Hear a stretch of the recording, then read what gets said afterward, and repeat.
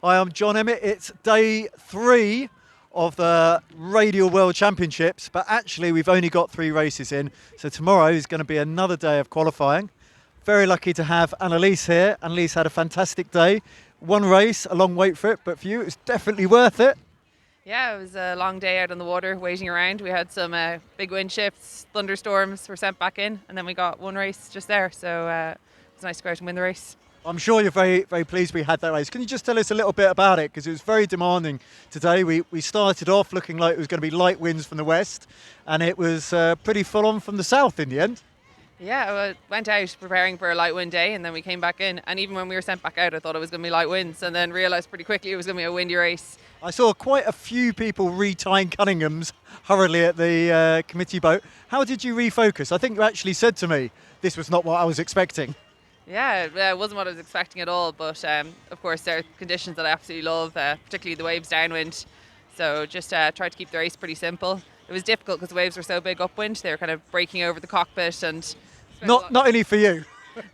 Spent a lot of time like either kicking the water out of my cockpit or kicking my centreboard down because it sometimes popped up the whole way, but it was a really fun race. Well, I'm glad that happens to top people like you, if that makes sense. So I think Maud was first round the Wimmer Mark. When did you get into the lead?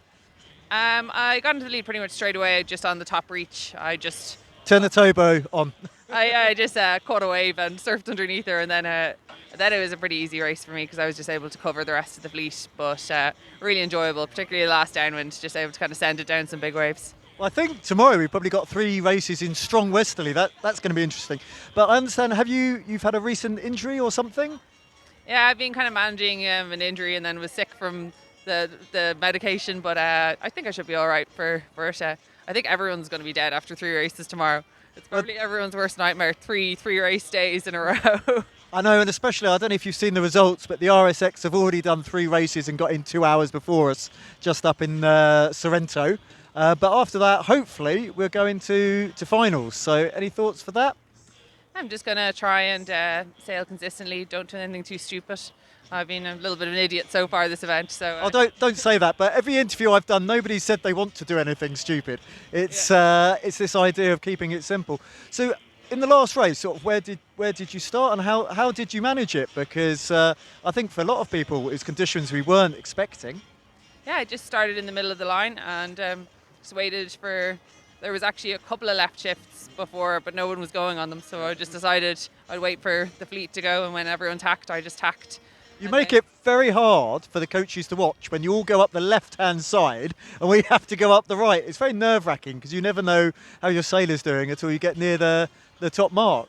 Yeah, you probably shouldn't have picked Melbourne as a venue then, should you? I don't think I picked it, but I think it's been really good because whoever wins, I think are going to really, really deserve it, especially here because it's been just such mixed conditions.